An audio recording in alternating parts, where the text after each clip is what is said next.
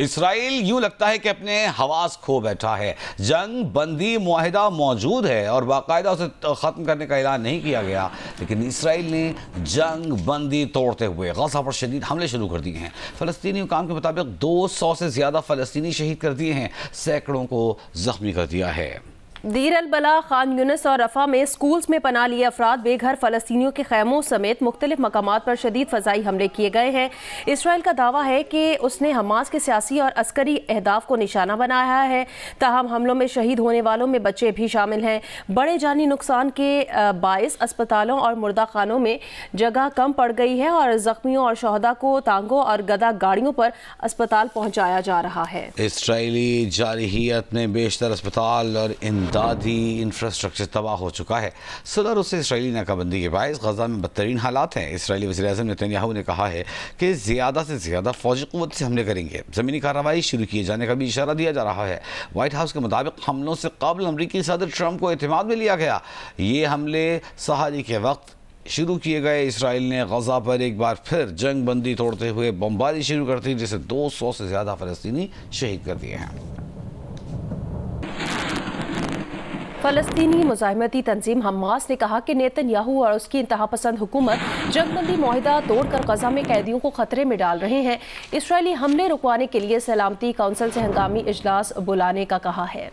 इस्लामी ताउन तंजीम और अरब league Israeli नाकाबंदी ख़त्म कराने के लिए फ़लस्तीनियों की हिमायत करें। फ़लस्तीनी तंजीम इस्लामी जिहाद का कहना है कि खून की प्यासी नाज़ी इसराइली हुकूमत अपने हमलों से जंग और मुज़ाकरात में मुज़ाहिमत पर बालादस्ती हासिल नहीं कर पाएगी।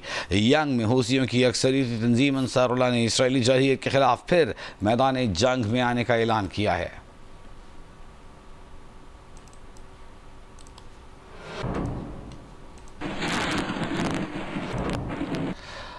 और आपको बताएं कि न्यूजीलैंड में पाकिस्तान और न्यूजीलैंड के दरमियान दूसरा T20 मैच खेला जा रहा है। सलमान अली आगा भरपूर रेजिस्टेंस करते दिखाई दे रहे हैं, लेकिन पाकिस्तान पहले इब्तदाई तौर पर 2 विकेटों का नुकसान उठाना पड़ा। फिर उसके बाद यह के बाद दीगरे एक बार फिर 2 खिलाड़ी पाकिस्तान के आउट हुए, जब एक मौके पर इरफान खान और उसके चंद ही गेंदों बाद खुशदिल शाह पवेलियन लौट गए। पाकिस्तान ने 4 विकेटों के नुकसान पर 75 रन बना लिए हैं। 15 ओवर का खेल है, जिसमें से तकरीबन 9 ओवर का खेल मुकम्मल हो चुका है। सलमान अली आगा 45 के स्कोर पर इस वक्त क्रीज पर मौजूद हैं। 4 चौके और 3 छक्कों से मुज़य्यन उनकी ये शानदार इनिंग्स हैं। कप्तान भी हैं इस T20 टीम के और मुज़ाहिमत उनकी जानिब से जारी है।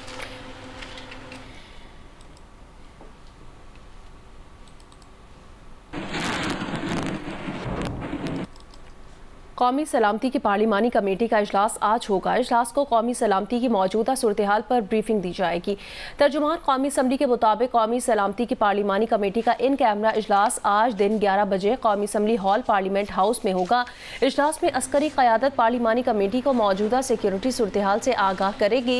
इजलास में मुतालिका काबीना अरकान भी शिरकत करेंगे।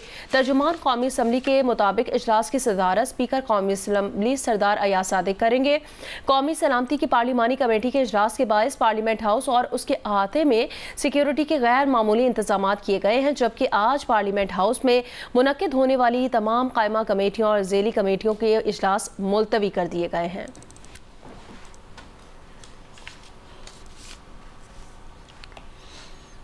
आज 11 बजे कौमी सलामती की पार्लिमानी कमेटी का इजलास होने जा रहा है। तहरीक इंसाफ ने कौमी सलामती की पार्लिमानी कमेटी के इजलास में शिरकत से पहले शर्त आयद कर दी है कि बानी PTI से मुलाकात कराई जाए और ये मुलाकात इजलास से पहले होनी चाहिए। रात गए PTI सियासी कमेटी का फैसला। सेक्रेटरी इत्तलात PTI शेख वकास अकरम ने कहा कि जब तक बानी से मुलाकात की इजाज़त नहीं दी जाती इजलास में शिरकत नहीं करेंगे। ज़राए के मुताबिक PTI कोर कमेटी के बेशतर मेंबरान ने कौमी सलामती कमेटी इजलास के लिए पार्टी की जानिब से भेजे नामों पर एतराज़ भी किया। कहा आमिर डोगर को सियासी और कोर कमेटी की मुशावरत के बगैर नाम नहीं देने चाहिए थे। इससे काबिल स्पीकर कौमी असम्बली एयाज सादिक और वफाकी वज़ीर तारिक फजल चौधरी ने तहरीक इंसाफ से रब्ता करके मीटिंग के लिए उनके नाम मांगे थे। तहरीक इंसाफ ने बैरिस्टर गौहर सदक़ा सरदार ताजगल आमिर डोगर अली मोहम्मद खान बैरिस्टर अली जफर हामिद रजा और दीगर के नाम भिजवाए थे।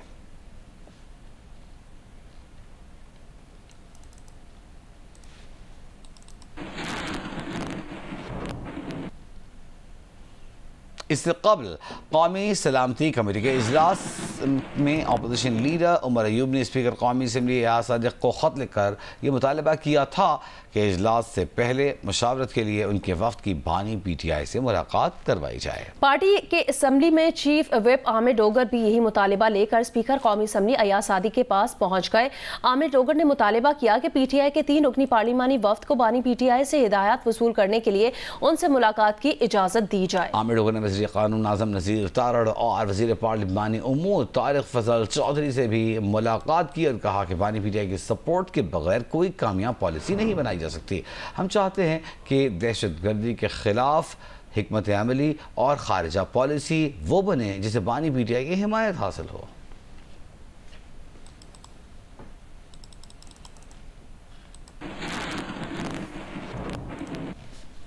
वज़ीर आज़म के मुशीर बराए सियासी उमूर राना सनाउल्लाह ने कहा, कौमी सलामती की पार्लिमानी कमेटी से बड़ी ऑल पार्टीज कॉन्फ्रेंस और क्या होगी। इजलास में आर्मी चीफ अपनी राय का इजहार करेंगे और उनकी टीम ब्रीफिंग देगी। जी, इसके प्रोग्राम आज शाहज़ेब खानज़ादा के साथ में गुफ्तगू करते हुए राना सना ने कहा कि इजलास में चीफ जस्टिस पाकिस्तान से भी शिरकत की दरख्वास्त की जा सकती है या उनकी नुमाइंदगी हो जाए तो मज़ायक़ा नहीं।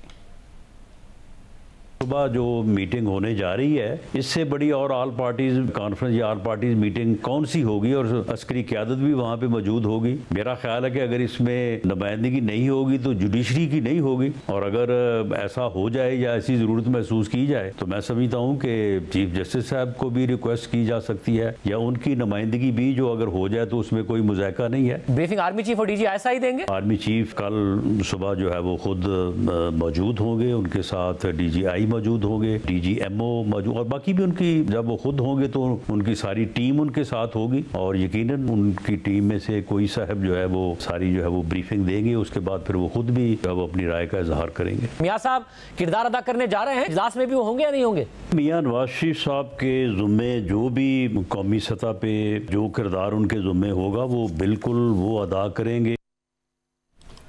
पाकिस्तान ने सलामती काउंसिल पर अफगानिस्तान के अंदर और वहां से होने वाली दहशतगर्दी के खिलाफ कार्रवाई को तरजीह देने पर जोर दिया है।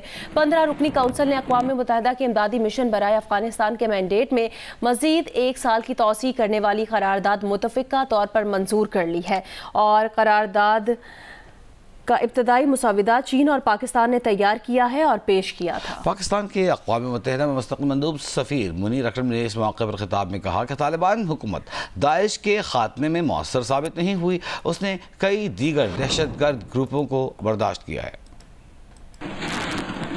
सोशल मीडिया पर जाफर एक्सप्रेस वाक़े पर मनफी प्रोपेगेंडा और तज़हीक़ आमेज़ मवाद शेयर करने के इल्ज़ाम में गिरफ्तार मुलज़िम हैदर सईद को इस्लामाबाद की अदालत में पेश कर दिया गया।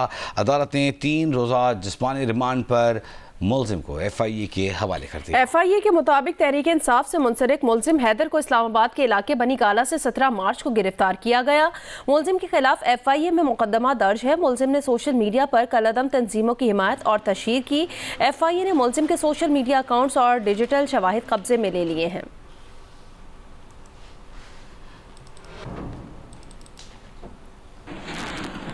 PTI के मरकजी सेक्रेटरी इत्तलात शेख वकास अकरम ने कहा, गिरफ्तार नौजवान हैदर सईद हमारी ऑफिशियल टीम का हिस्सा नहीं, लेकिन वो बानी PTI की हिमायत में किए जाने वाले एहतजाज में ज़रूर शरीक रहा है। शेख वकास अकरम ने कहा कि इस शख्स ने सोशल मीडिया पर क्या शेयर किया वो इस पर बहस नहीं करते, लेकिन ये पाकिस्तानी नौजवान हैं जो अपने तरीक़ों से गुस्सा निकालते हैं।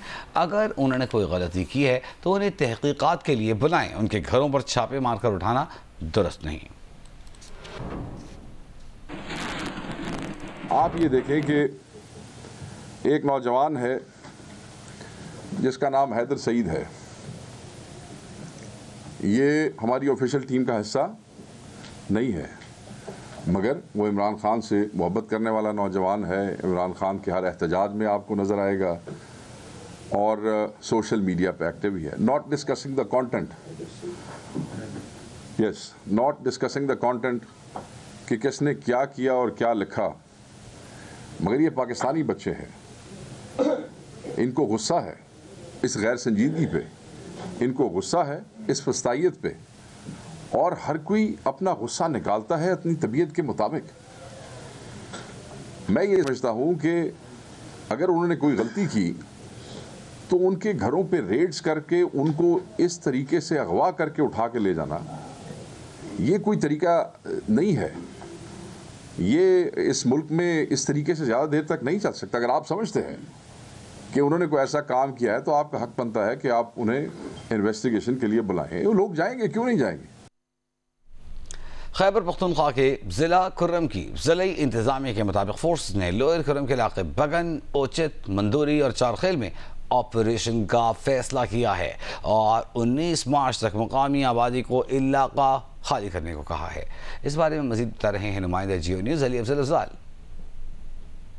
जिला कुर्रम में फोर्सेस और मकामी इंतजामिया ने लोअर कुर्रम के इलाका बगन, मंदूरी, ओछत और दीगर इलाकों के लोगों को 19 मार्च तक अपने इलाके खाली करने का हुक्म दिया है, जिसके खिलाफ मकामी कबाइल ने एहतजाजी मुजाहरे शुरू कर दिए हैं।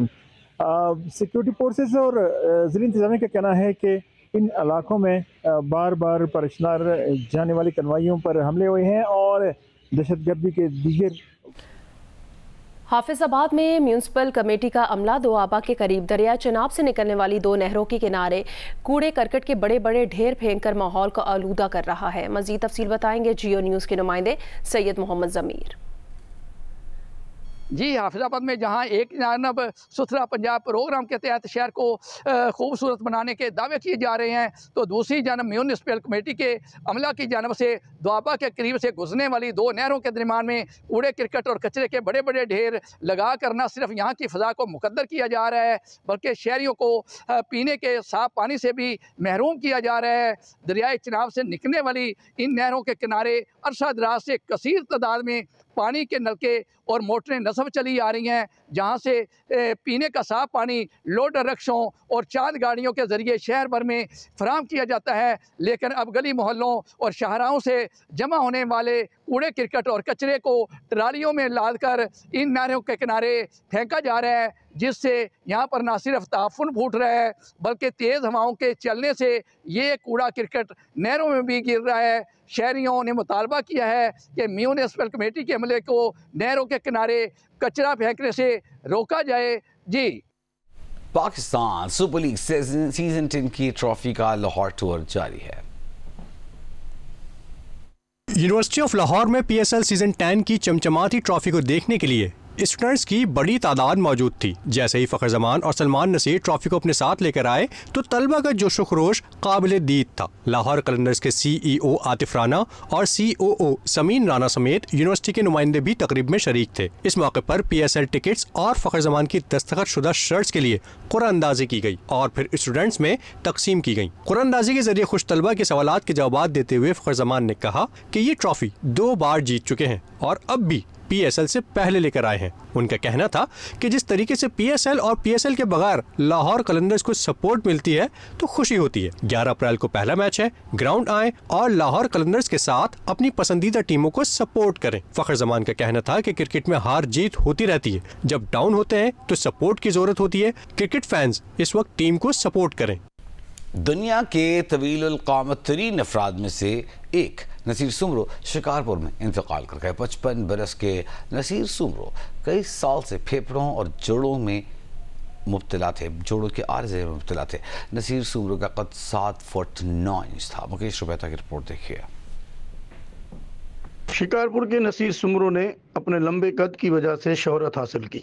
नसीर सुमरो ने 1970 में शिकारपुर के पीर नबी शाह मौला के रिहायशी धनी बख्श सुमरो के घर में पैदा हुए। नसीर सुमरो के 4 भाई और 3 बहनें हैं। नसीर सुमरो अपने भाइयों में तीसरे नंबर पर थे। नसीर सुमरो ने इब्तिदाई तालीम हाथीदर प्राइमरी स्कूल से हासिल की और SNS गवर्नमेंट डिग्री कॉलेज से इंटरमीडिएट किया, जबकि शाह अब्दुल लतीफ़ यूनिवर्सिटी खैरपुर से ग्रेजुएशन की डिग्री हासिल की थी।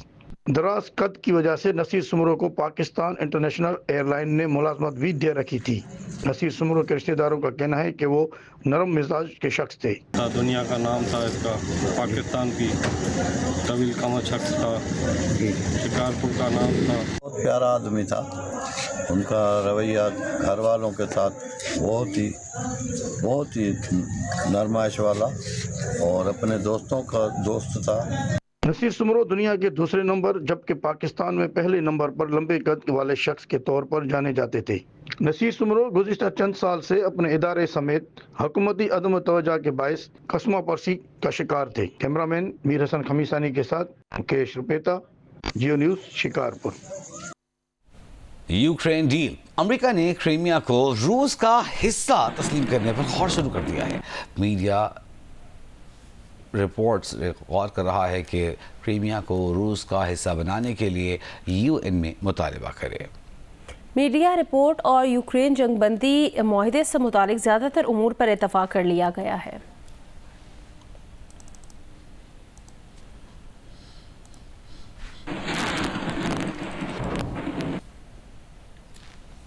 यमन में मकासद के हुसूल तक मोहलिक हथियारों का इस्तेमाल जारी रहेगा। पेंटागन का ऐलान, कहा यमन पर इब्तदाई फ़ज़ाई हमलों में 30 से ज़ायद अहदाफ को निशाना बनाया गया है। अहदाफ में हूसियों के तरबियती मराकज़ और सीनियर ड्रोन माहिरीन शामिल हैं। हूसी ये कहकर अमरीकी हमले रोक सकते हैं कि वो हमले नहीं करेंगे।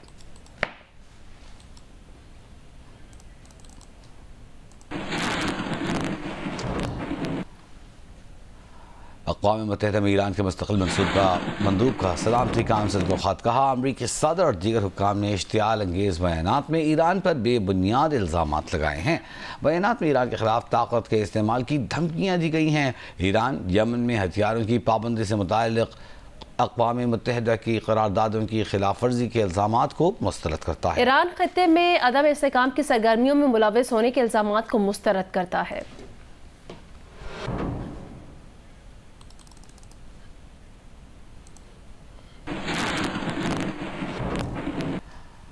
वज़ीर आला पंजाब मरीम नवाज़ की जानिब से मुल्तान के किला कोहना कासिम बाग की तज़ीन व आराइश और बहाली का काम वर्ल्ड सिटी अथॉरिटी को सौंप दिया गया, जिसके लिए हुकूमत पंजाब की जानिब से 2.5 अरब रुपए मुख्तस किए गए हैं।